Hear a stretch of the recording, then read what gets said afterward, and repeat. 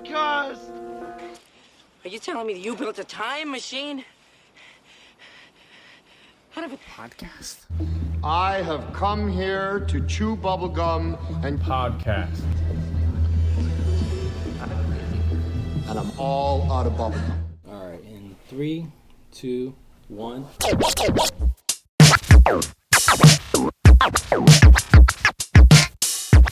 Hey everyone, and welcome to Get to the Podcast. That's Get to the Podcast spelled with the number 2. My name is Tiago de Souza. I'm Nick Gambino. And I'm Neil Carson. And Nick, we have a special guest here today. Yes, we do, Tiago. All right, so our guest today has a list of movie credits that most would give their right nipple to have on their resume, and I'm sure some have. He's had starring roles in iconic classic films like Chaplin, Jumanji, and Beauty and the Beast as the voice of the beloved teacup Chip. We all remember Chip. He's appeared on a few TV shows you may have heard of, Roseanne, Star Trek Voyager, and Sonic the Hedgehog as the voice of Tails, to name just a few. Welcome to the show, Bradley Pierce. Hey guys, hey everybody. First question I want to ask, how come you didn't reprise your role of Chip? Is it an age thing at this point? It really is. I actually never got the chance to do Chip again, despite all of the direct-to-video sequels and stuff that Disney did. My voice had changed just enough by the time they started doing that they had to recast me on the originals. Not the originals, on those sequels. But they gave me first shot at it, and I just couldn't quite get there. I could get the right pitch, but I didn't have any texture or, ability to control where my voice went at that point. I was 11 or 12, and things had just really started shifting. And now it's but a distant memory to be able to do that voice. Right. So they actually they gave you a chance for the sequels, huh? Yeah. They called me into the booth when they were doing, I think, Enchanted Christmas came first. And I just couldn't quite get there. Well, obviously that's jumping a little bit ahead. I want to get a little into Beauty and the Beast, how you got the role, how that came to be. I think you had a pretty lengthy audition process. I did, actually. From the first time I auditioned to when I actually found out that I got the role was around 6 months, maybe a little bit longer. And it was almost radio silence, which is not unusual. But usually if you audition for something and you haven't heard within a month, you probably didn't get it. And that was something even that early in my career I had figured out. But I guess that's not the case with Disney, because it was almost 6 months between my first audition and when they called me in. And there wasn't a callback. It was just, hey, why don't you come in and try recording this line? And initially it was just one line, but they added a lot more. What was the line? It was, "Mama, there's a girl in the castle." Yeah. That was the first one, yeah. Which ended up sort of being one of the, I'm gonna say, 5 like really iconic lines. Absolutely. That Chip had. Wow. Okay. So that was the line. So then you came. So you recorded. 6 months later, you hear back. Come in, record this one line, and did that clinch it for you? At that point, I still didn't know if it was ever going to be much of a thing, because originally it was just the one line. It was like a inside joke between the producers and the director, and apparently this is something I found out later. They actually ended up writing more Chip because they liked what I had done. The original concepts had that character as a chiming music box. Wow. Oh, wow. So the next time I recorded, it was 2 more lines, and I don't remember what they were. I think it was, "I told you she was pretty, Mama," and something else. But the character kept expanding as they did these rewrites, and ended up becoming, at least in the original animated, spoiler alert, almost the savior of the movie. I got Belle and Maurice out of that basement. That's right. Yeah. Wow. So you literally are Chip. Like that. It wasn't even a real concept before you came around. Like, I mean, it was just a concept, but you were the kind of the spark, or at least your voice was the spark for that character. Yeah, actually, Disney's great about animating their characters around their voice actors.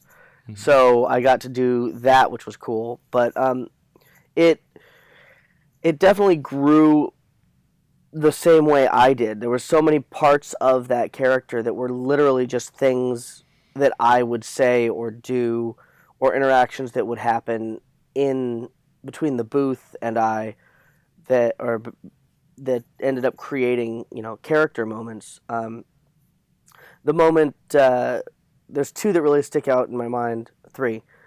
When he's in the bath and he pops up and spits the water out between his teeth. That was because I was showing the voice director how I learned to do that at my uncle's hot tub over the summer. That's awesome. Wow. So they added that, and then another one, which it actually sort of came out of a goof. I would always read my lines in sets of three. So I would read the same line 3 times with slightly different inflections. Right. And for when Maurice first takes a sip out of Chip, the line is, his mustache tickles mama. And I did, his mustache tickles mama. His mustache tickles mama. And everybody in the booth started laughing. And I didn't know why. His mustache tickles mama was so funny. And they ended up, going onto the talkback feed and going, we'll tell you when you're older. Did they tell you when you were older, or you kind of figured that out on your own? I kind of figured it out on my own, but that interaction ended up creating the lines at the end of Something There. What's there, Mama? We'll tell you when you're older. Oh, okay. So that's wow, yeah. Yeah, because I'd seen you mention something about that recently. Is that your favorite line from the movie? I don't know. That's a tricky one. Yeah, because I'm curious. Like, what you have so many iconic lines. Like that movie's chock full of quotables, but several of them come from Chip. There's something about I don't know why that is. Like there's something, like it's just it was captured perfectly. It's something that the innocence of it, because it's really the only kid represented in the whole movie, and a lot of us were kids watching the movie, so it felt like we identified, with a slightly broken teacup, but it worked out. Yeah, but what would you say your favorite line from the movie is? I really like it's not a single line, but the "what's there" conversation. I think one of the most important lines, but probably not the most quotable, is Belle, why'd you go away? Don't you like us anymore? Oh wow, yeah. That's even memorable right now. Yeah. Yeah, that was a fun one. That one was, I guess, powerful. Yeah. But I don't know. I think that's probably the one that sticks out in my mind as the most important. Right. The most heartfelt or emotional. Yeah. Right. And so, okay, so they brought you in, you recorded. How long was the recording process? Almost 2 years total. Wow. From the first one to the final one, between 1.5 years and 2 years. And it was, part of it was that it was just this expanding character, so they couldn't do it as quickly. But the other part was they were recording interplay between other characters as well, and the story evolved during that. And they've got the song, so they want to put things before and after it, and so it was usually fairly short recording sessions, probably between an hour and 3 hours usually, and so I probably spent less than 48 hours total recording, but it was a session a month over the course of 2 years. Right.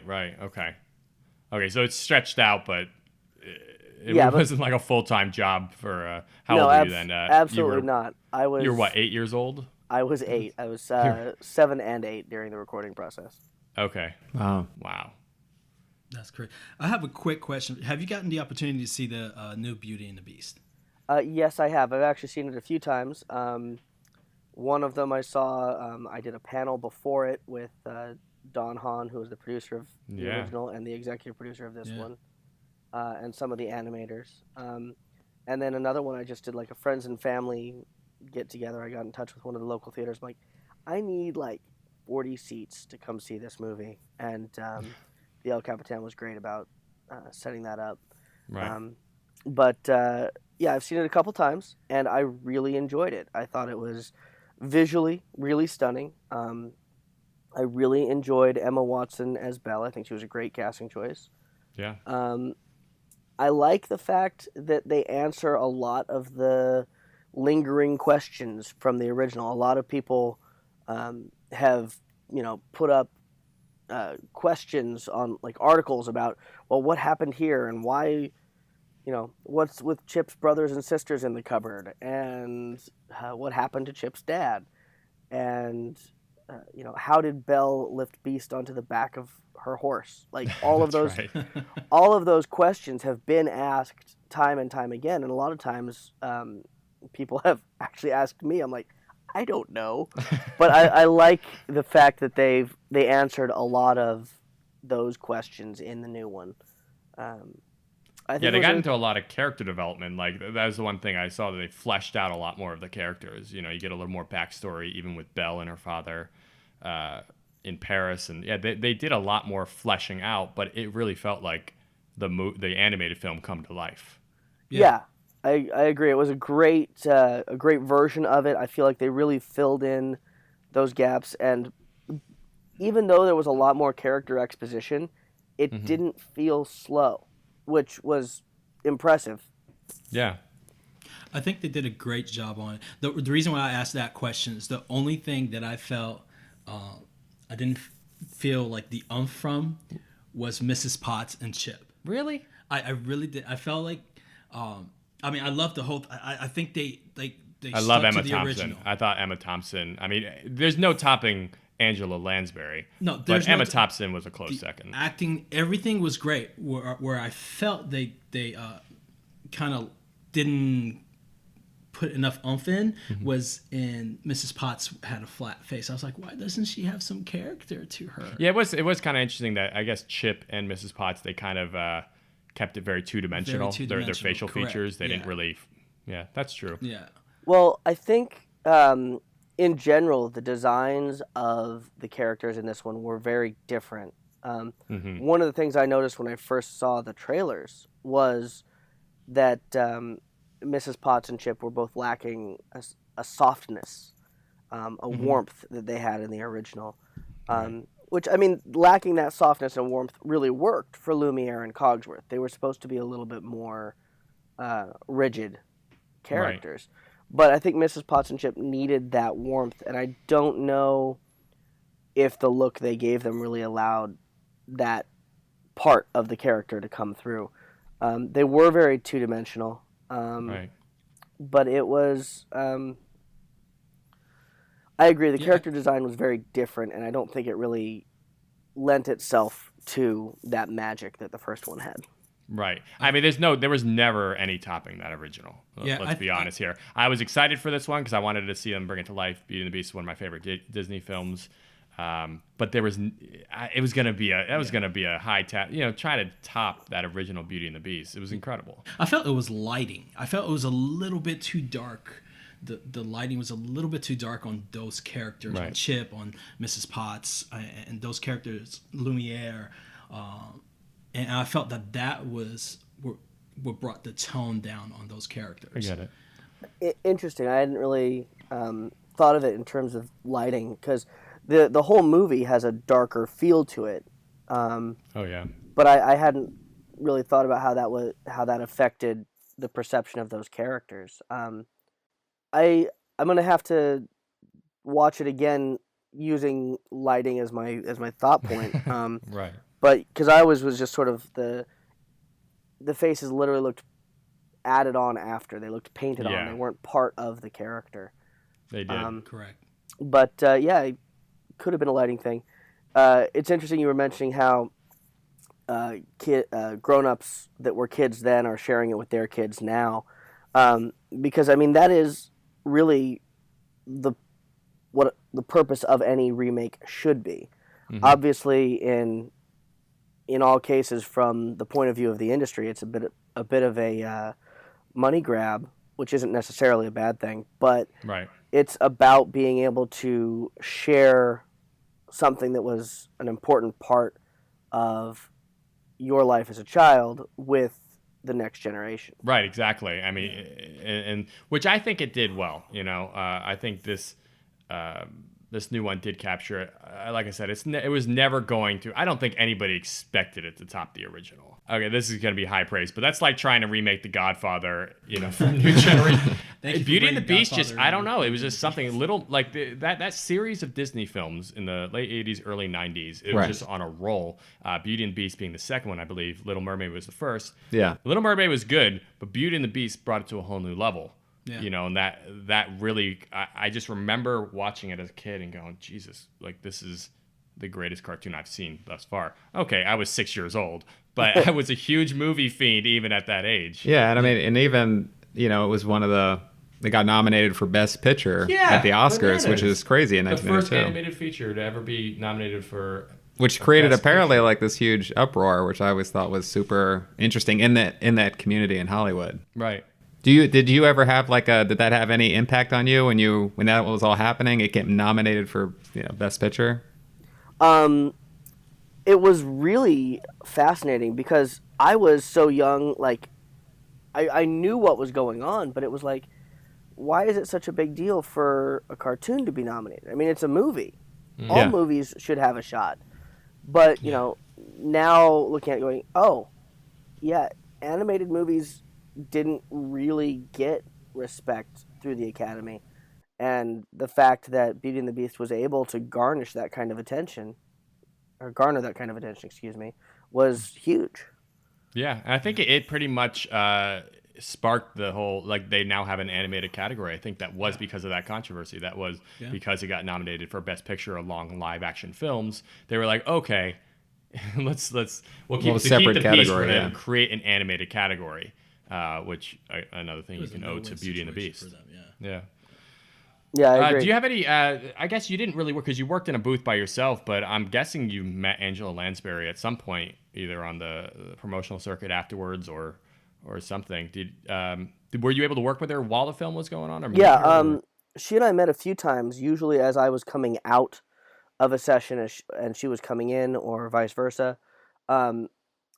We did get to hang out a little bit, half an hour here and there, and she really was a wonderful person to work with. Very warm, very kind, very much like Mrs. Potts was. That's awesome. That's very awesome. cool.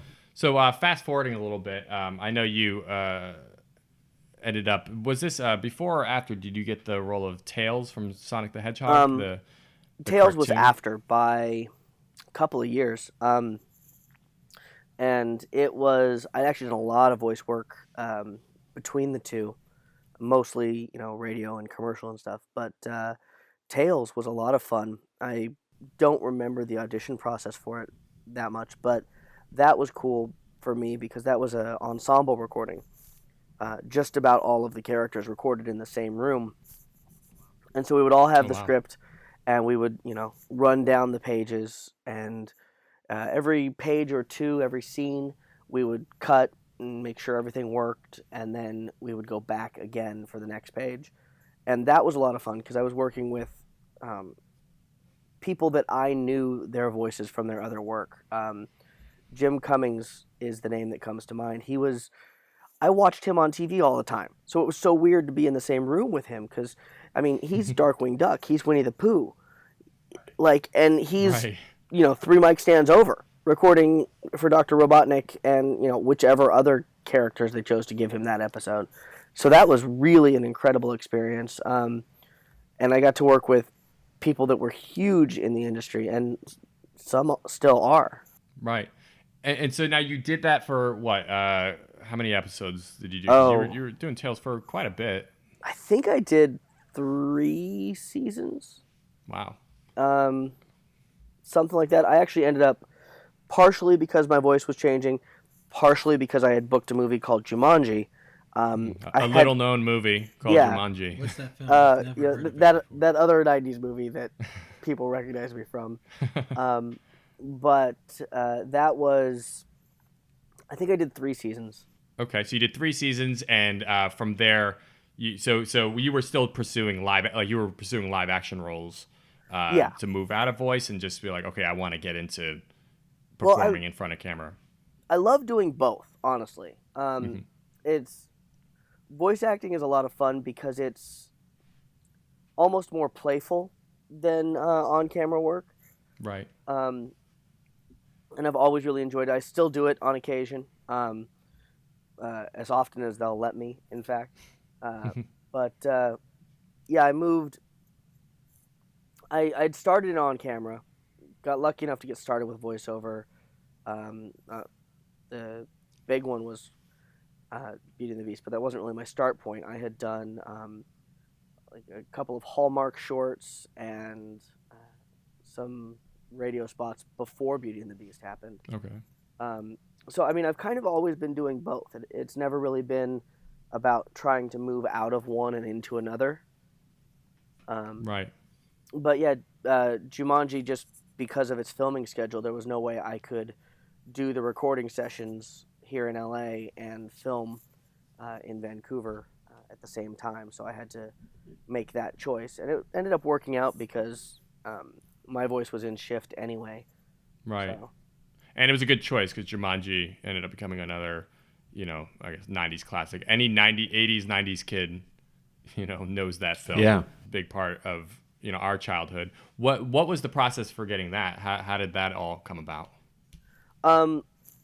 Jumanji was, I think I did 4 auditions for that one. The first one was really just pretty simple. Met with a casting director in some office somewhere. I don't remember exactly where. And I had probably 3 or 4 pages of the script that I was using as my copy for that. I went through, and it was I felt like it went well, but you could never tell. I mean, a lot of people don't realize, but at the peak of my acting career, I was auditioning probably 8 times a week. Wow. And of that, probably 6 were different projects and 2 were callbacks. So, I mean, I never put much faith in the first audition, even, no matter how I felt like it went. It was always sort of, oh, well, that one's done, moving on, next thing. But when they had me come in for the callback was when I realized it was going to be something huge, and something I really wanted to be a part of, because it was at the production offices, which were on Hollywood Boulevard. And when you walked into, like, there was the reception area and then a wall behind that, and as you walk around to go into the offices, they had concept art on all of the walls. Like, they had storyboards across one side of the room. They had models and mock-ups of the house and of different characters and things like that built, in little, like, cases on tables all around the room. It was almost like I was going into a gallery or a museum or something for this film, and it was like, wow, that is a huge... You had never done anything this big to this No, point. I mean, I had done stuff where there was some storyboards slapped on the wall and stuff like that, but this was like, you could tell at that point that they definitely had some amazing money and talent behind this project. And it was like, okay, I have got to be a part of that. Right. I believe that was the audition where I met Joe Johnston, who's the director. Yeah. Which I didn't realize until recently. I was looking up the movie and I was like, Joe Johnston directed this? Yeah. I mean, he did Rocketeer, Yeah. Captain America First Avenger, Jurassic Park 3. I missed the Rocketeer. Yeah, I completely missed that he had directed Jumanji, which makes sense because he's got some great movies under his belt. It makes sense because Jumanji's like, again, another level of kids movie. It's not one of those forgettable kids movies. It actually stood the test of time. Well, and another thing that a lot of people don't realize is that he was actually, one of the concept designers for the original Star Wars trilogy. Really? Yeah. He comes from visual design and concept work. And, I didn't know that at the time. When I was working with him, I'm like, what, really? That's, okay. And I found out afterwards, I mean, I knew about Honey, I Shrunk the Kids, and I knew about some of that stuff. Right. But I didn't realize that he was as important in the visual realm as he was. I mean, he made a lot of the huge visual decisions from, the Star Wars trilogy, and that's really crazy. impressive to me. That's bananas. Wow. Yeah. So you met him. So at the callback, I guess you met him, Yeah. and you knew this was the director, and so you're like, okay, there's a possibility I'm gonna get this role. Yeah, I mean, there was a lot of auditioning that I was doing, so I was trying not to put too much weight on it, but I was like, I think I really nailed this. I think he really liked it. I think I did great. I'm, kept my fingers crossed, even though I was Right. trying to keep my head down, but I was right. It did go well. And so yeah, that was a more traditional audition process. From the first audition to knowing I had the job was probably around a month. Okay. Yeah, but it went really well. It was a very cool process to get to be a part of. And then before we actually shot anything, I did a life cast, which if anybody's not familiar, they cover your head with the same goo that they use to make impressions of your teeth at the dentist. Right. Except they cover your entire head down to like mid-chest, and they can use that to sculpt makeup on, because of the monkey makeup that I wore for so much of that movie. Right. That was one of the first things that I had to do for Jumanji was go and get my head covered in goo. And Which for what, you were 12 years old at this time? yeah. So that was probably like, oh, this is as good as it gets. it was actually a really I don't want to say overwhelming, but it was a very nerve-wracking experience, because it's like you're covered for a good 20 minutes. Right. And it's it's kind of claustrophobic, and it's weird. You can't hear anything, and you're breathing through a straw, and it's very strange. But it was a lot of fun. It's one of those experiences that's very, very few other people share. So. Right. Yeah. So your role in that movie is interesting, because you're the most level-headed. You're the youngest, but also seems to have like a good head on your shoulders in that movie. Like the role you play in that movie. You were 12 years old when you did that, right? 12 or so, 11, 12. Yeah, I was 12. It was we filmed in '94. I think I actually turned 12 during filming. Okay. So, because you play the younger brother of Kirsten Dunst, who's like a wild child, pathological liar in that film. It just seems like if you watch it, it's like all the movement of the story, or all the good things that happen because your character jumps in and does something and is a little bit smarter, is a little bit more rational and reasonable, except for trying to cheat and getting turned into an ape boy. Other than that, it's funny to watch, because you almost bring this gravitas to the role, like this a little bit wiser, a little bit beyond your ears, precocious almost. Wow. So that I rewatched it recently. I remember thinking that always when I was a kid. And I watched it again recently, and that's what I kept getting from that role. He took care of the board, and I'm too. wondering, what's that? He took care of the Jumanji board throughout the film, too. Yeah, of course. He kept grabbing the board. But I remember thinking that when I was watching it, and I was like, I bet this is why they cast him. Like, this is probably why they cast you, because they needed somebody. If you look at that role and what it is, he's the one reasonable guy throughout the whole film, but he's the kid. So anyways, that's my take on that role. Interesting. I've actually never heard quite that critique of it before. I appreciate it. Thank you. That's that's an awesome. It's awesome to be thought of that way. And actually, the more I process it, I guess there is a lot of truth to that. I think part of the idea of the movie is that everybody had some damage at the beginning, and Jumanji, even though it created all of this trauma, actually helped people get through their issues. Judy had to stop lying. She had to start, being honest. Peter had to start talking. Alan had to stand up to his father. Sarah had to stop, worrying so much about a validation from others. Everybody had their issue, that the game helped resolve. But I guess Peter was the more rational of the four.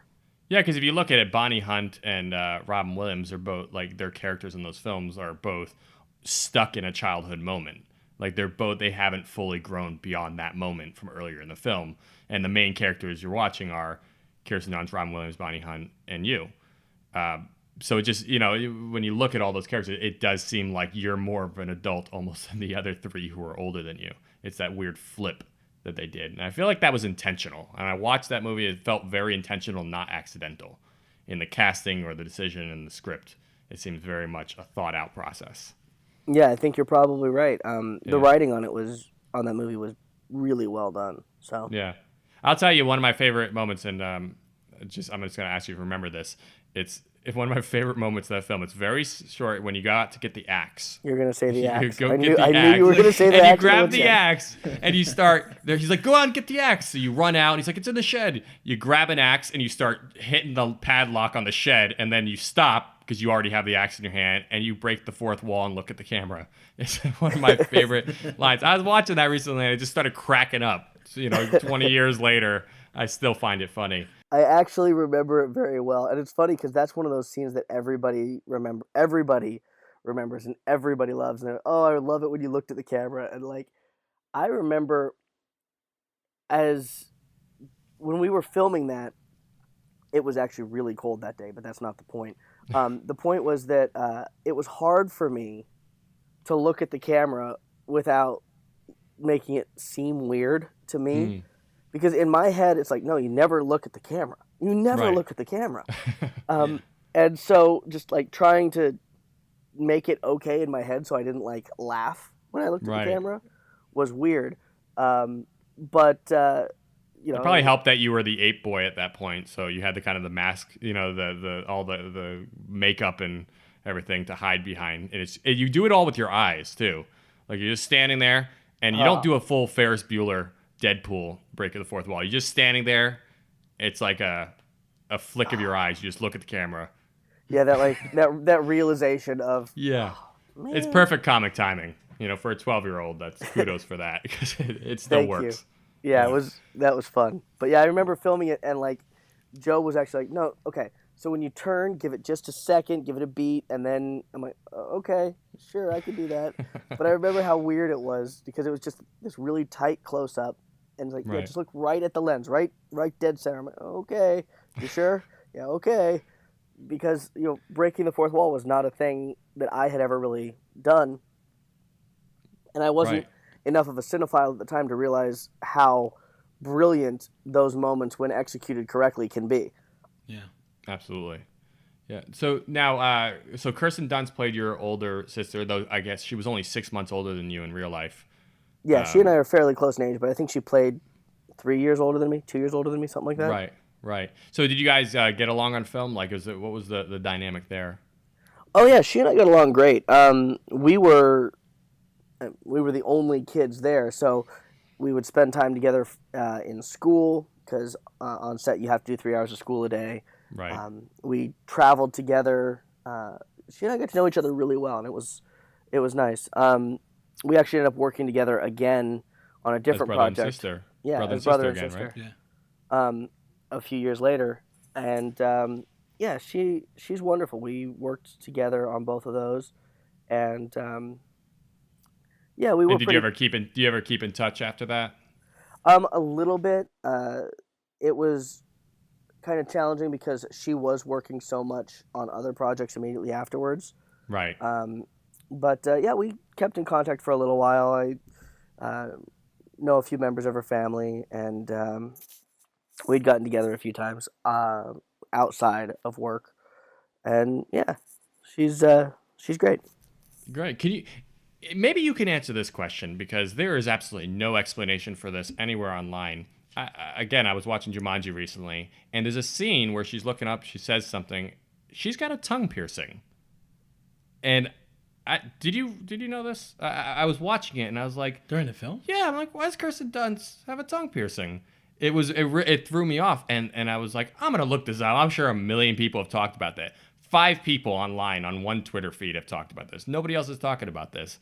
It threw me off because I'm like, she's like 12, 13, whatever, and she had a tongue piercing. It just, Gotta break the myth. yeah. Bradley. My wife pointed out, she's like, oh, wow, she has a tongue piercing. I'm like, you're crazy. That's Kirsten Dunst and Jumanji. She doesn't have a tongue piercing. But she had a tongue piercing. I don't remember her having a tongue piercing, and I don't. She looks up for a moment, and it's a clear as day tongue piercing, and it threw me off. Like, I didn't see it at first. My wife was like, "Was that a tongue piercing?" And I was like, "Oh, now we got to rewind it." So we rewound it, and clear as day, it was a tongue piercing. Huh. Yeah. So, anyways, I was just seeing if you could dispel that mystery. I'm gonna take that till the day I die. I'm gonna be wondering about why she had a tongue piercing at 12 or 13. But I wish I could help you with that one because I don't remember her ever having a tongue piercing. Yeah. And I feel like that's the kind of thing that would have been like, hey, you need to take that out because we're shooting. Yeah. Yeah. I feel like they may have caught it at some point, maybe discussed it. It came out, but they didn't. Maybe it was an early scene you guys had filmed, and it just happened to be there. It is and it's not just like my mind's playing tricks on me. Next time you go back and rewatch Jumanji, I think you might be looking for it in every scene now. I've cursed you. I'm sorry, Brad. That's okay, but maybe she just has a really what's it called, the frenulum, whatever, the muscle under the tongue. Maybe it was just really light. No, because it's on top of her tongue. And you see it at the bottom and the top, like it's that kind of view. We're gonna spend 20 minutes on this. I want you to know that. We're gonna spend 20 minutes. You see it on the top and the bottom. But these are important things. These are really important. IMDb has made its vital living film off facts things right like here. this. This is people want to know. This is gonna change how I watch Jumanji. It will. I could see a TMZ post. Exactly. TMZ. Right? Yeah, 22 years later, where was Broke the TMZ myth. at that time? Okay, well that's fine. I guess we can't dispel that Can't break mystery that myth. for another day. Maybe one day I'll talk to Kirsten Dunst and I'll ask her, and she'll be like, "Oh yeah, absolutely, I had one. I knew it." It would have been weirder, honestly, if it was in Interview with the Vampire, though. That would have been weirder if she had a tongue piercing in that movie. But. Yes, it would have. Okay, but we'd be remiss if we don't talk about the late, great, absolutely iconic Robin Williams, who you shared the screen with in Jumanji. And I think it's safe to say you're one of the only, if not the only, on-screen person to be chased and bear-hugged by Robin Williams. Yeah, I think that's probably true. I was thinking about it. He may have done that to somebody in Hook. But yeah, definitely it's going to be a small group that is that. Yeah. That have gotten to experience that. Yeah, he really was one of the kindest and most generous people that I've ever gotten a chance to know. In the industry, out of the industry, doesn't matter. He really was a wonderful person. He definitely took on to a certain extent, like a fatherly role for both Kirsten and myself. Very caring of everybody. And what was wonderful about working with him for 6 months was, and that was about how long we were on the film, was that at the beginning he was Robin Williams. He was the character that everybody knows, always doing different characters, always on, always Mr. Funny Guy. Right. But by the end of it, I really got to know who the man inside Robin Williams was, the man behind him. I got to see him in moments when he was not on. He actually had said that Robin Williams never meets anybody. That's what the characters are there for. He's actually very shy, and so his coping mechanism is to have these characters meet new people. And so over time, it was less of these characters and more of the real him, which was very, very cool. Right, because over a 6-month period, you can only keep that, be on that, for so long before I guess you get to know the guy. Do you have any specific memories of moments or filming certain scenes with him on the set of Jumanji? I have a lot of memories of filming with him, but one of my favorite memories of him, and not one I've talked about a lot, is actually one day, it was probably day 3 or day 4 of me in the monkey makeup. And he came and he hung out and he sat in the makeup chair, just down the way, like next to where I was sitting. And this was 2 hours before his call time, I would guess. He didn't have to be there. I was always the first one there. There was an AD, the 2 makeup guys, and me first on set because it took 3.5 hours to put that on. Jesus. He came in early one day just to sit in the chair next to me to talk to me about his experiences on Mrs. Doubtfire and, how he related to how, tough it is to wear the makeup and, some of his tricks to deal with it and, not necessarily meditation, but like ways to focus on things other than the fact that people are, poking at my face for 3 hours. Right. Which, as a 12-year-old boy to sit still for 3 hours, that's challenging enough. But then to sit still for 3 hours while people are, messing with you was even more so. So that was one of those moments where, like I said, he took on kind of a fatherly role of that, that mentorship. And that was a really awesome moment that I remember from him. And then, there's so many great moments of him just cracking up the entire crew where, we'd be filming something and he would start riffing on some joke or some comedy line that he was doing. And we would have to stop shooting for 20 minutes because everybody's laughing too hard. That's great. Wow. All right, good. Let's get into. So let's fast forward. You're now an adult man.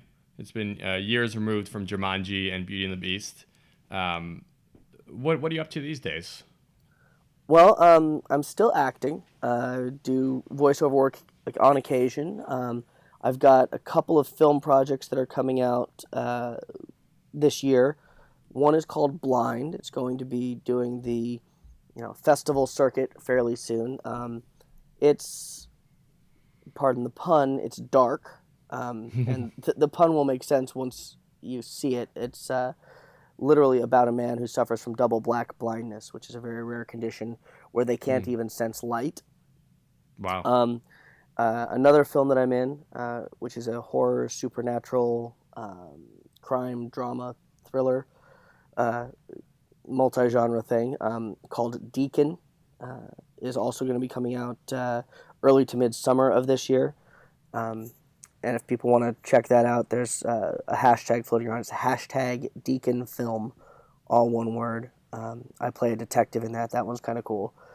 My girlfriend, Bella Luna, and I have created a blog, which is sort of a bar reviews and cocktail commentaries. We talk about different alcohols that we've tried and both enjoyed. We do kind of like taste tests. And we're in the process of creating a bartending course for home bartenders, and we do specialty cocktails like we're doing a Mad Men series, so it's going to be like, the really classic cocktails, or at least our spins on it, tiki drinks, a girls' night in thing, which would be, Cosmo, apple martini.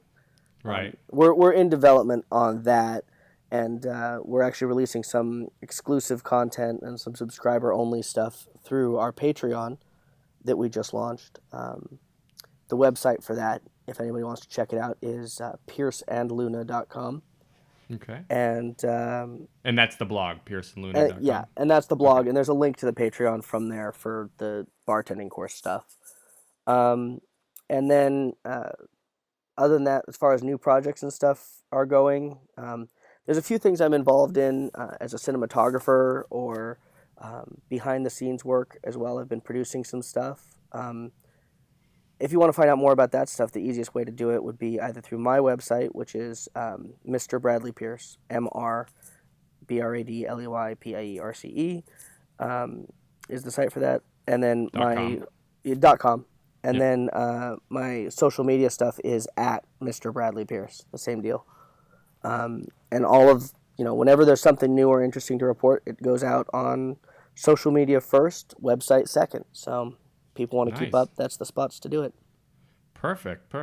Okay, so we have PierceandLuna.com for the blog, MrBradleyPierce.com, and then your Twitter handle. Do you have Instagram, Facebook? As well? It's all Mr. Bradley Pierce for Twitter, Instagram, Facebook, Snapchat, and all platforms yet to be created. Chip snaps. God damn it. What is happening in this world? Chip is snapping. What It's is not happening tea in the anymore. world? Come on. All right. Okay, good. So you have Blind, you have Deacon, which is, you can find hashtag Deacon Film. Again, the website's pearsonluna.com, mrbradleypierce.com, and all of your social media is Mr. Bradley Pierce. That's right. Okay, great. Awesome. So yeah, definitely check him out. He's still going. Do you have any voice work you've been doing recently as well? You still keep your hand in that world? I am, but most of what I've been doing lately is background or basically unidentifiable stuff. Okay. There's a lot of stuff that vocally that people don't realize that we do. When they film a movie, the extras don't have.